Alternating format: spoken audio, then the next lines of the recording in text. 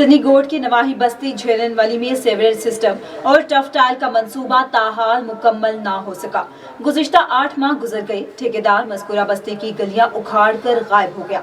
हालिया बारिशों की वजह से निकासी आब का निज़ाम दरहम भरम होने पर गलियों में कीचड़ और बारिश का पानी जमा है।